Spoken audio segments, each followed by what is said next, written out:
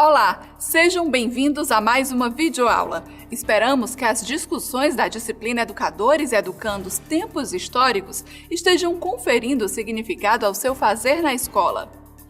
Na última videoaula, acompanhamos a proposta de educação desenvolvida em nosso país com a chegada da corte portuguesa, bem como no período imperial. Para avançarmos nesta compreensão histórica traçada pelos diálogos estabelecidos nesta disciplina, ao longo desta videoaula, nos propomos a discutir as relações entre as pressões populares e as modificações na educação escolar. Preparados para mais este passeio histórico? Para começar, você lembra quais as características presentes no período republicano? Em que medida este período de nossa história teve influência na educação? Vamos ver? Em 1889, o Brasil sofreu um golpe de Estado militar e se tornou uma república. Os brasileiros da época ficaram surpresos. O povo não compreendeu porque a mudança para um sistema republicano era necessária naquele momento. Também não conseguiram visualizar se o novo sistema seria melhor que o sistema monárquico vigente até então. As inseguranças foram justificadas, pois o que se sucedeu imediatamente após a declaração da República foi um período de instabilidade política, social e desintegração do território nacional. A falta de legitimidade do novo regime republicano causou rebeliões contra o governo central. Os militares golpistas foram forçados a governar com mão de ferro, e diversas batalhas sangrentas para preservar o território nacional se sucederam. O balanço para o Brasil neste período foi catastrófico. Milhares de brasileiros morreram, a economia entrou em colapso, a marinha mercante destruída, a moeda desvalorizada e nós nos tornamos subservientes aos interesses econômicos e militares dos ingleses. Mas por que então proclamaram a República? Será que a República que foi criada era o sistema adequado para nos governar?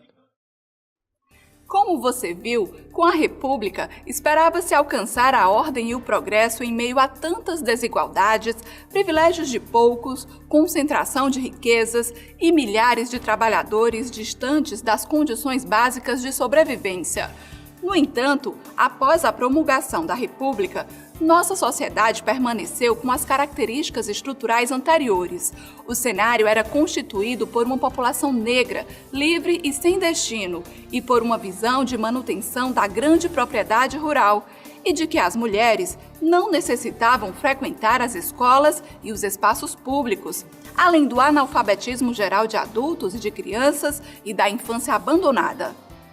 Diante desse contexto, a República para alguns brasileiros significava a equiparação com outros países e a possibilidade de descentralização do poder na República.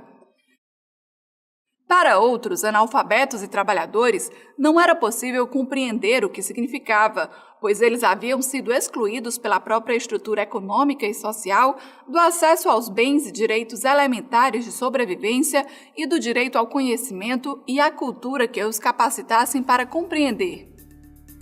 Enquanto na Europa a República significava possibilidades de direitos sociais, aqui no Brasil, para a maioria da população que ainda vivia no campo, quase nada significou, pois permanecia sem direitos básicos.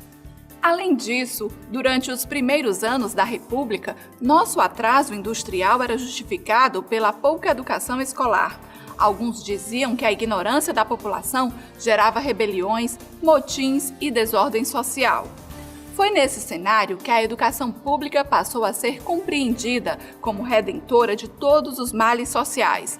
Além disso, a economia do país passou a exigir um trabalhador com algum tipo de conhecimento e de comportamento. Então, a escola pública tornou-se necessária, um lugar adequado para disciplinar as pessoas e transmitir as regras de civilidade e de conduta que contribuíssem na produção econômica.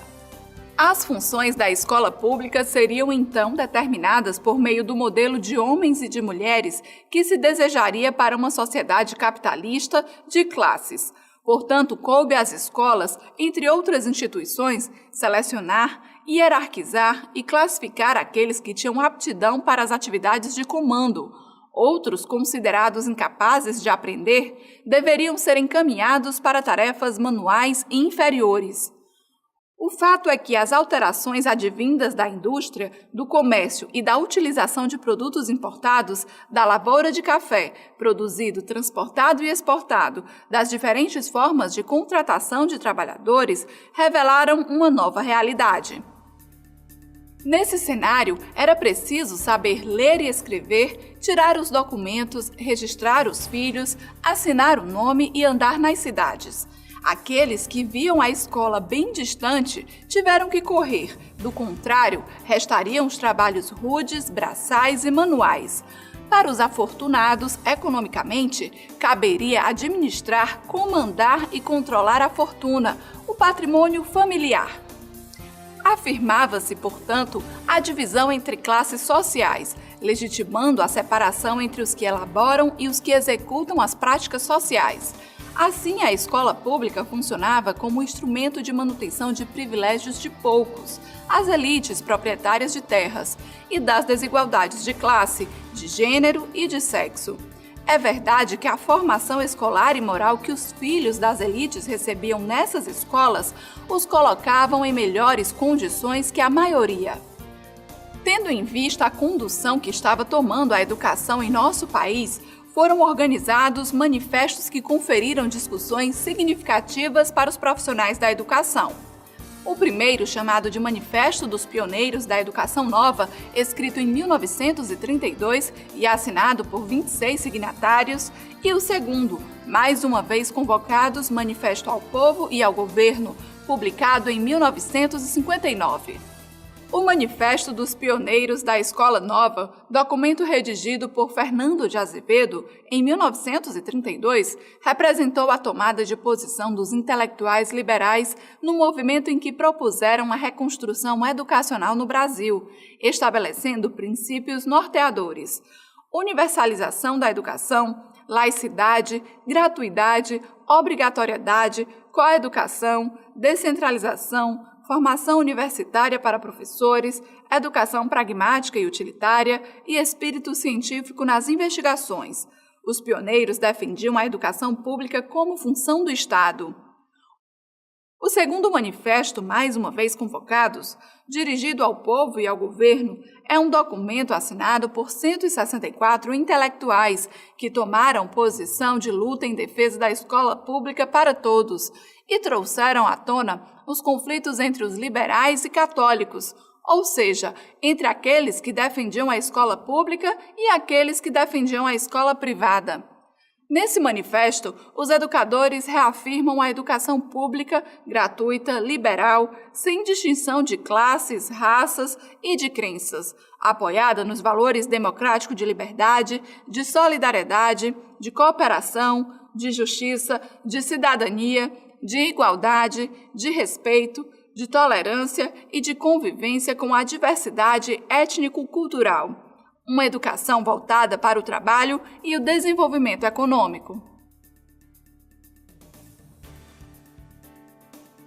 Como podemos perceber, a defesa da educação pública, gratuita, laica, obrigatória e democrática tem suas raízes em dois manifestos, um de 1932 e outro de 1959.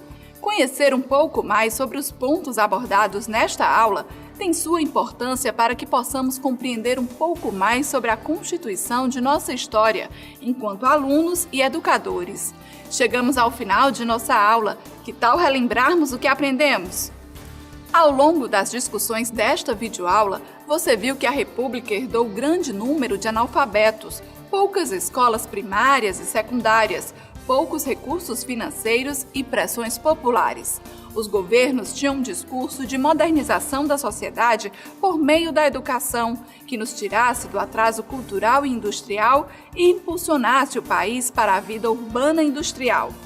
A educação pública, insuficiente em todo o país, serviu de instrumento de formação das elites dirigentes e de preparação para o trabalho. Viu também que a defesa da educação pública, gratuita, laica, obrigatória e democrática começou em dois manifestos que resultam da luta dos sindicatos, associações científicas e dos movimentos sociais em defesa de uma concepção de educação para todos, crianças, jovens e adultos, como direito humano e social e dever do Estado. Agora é com você. Lembre-se de que, além de assistir esta videoaula, é importante que realize a leitura do material de estudo, se possível ampliando seu repertório com pesquisas. Após este momento, não esqueça de compartilhar seus questionamentos e contribuições com o grupo nas discussões do ambiente virtual. Nos vemos na próxima videoaula. Bons estudos!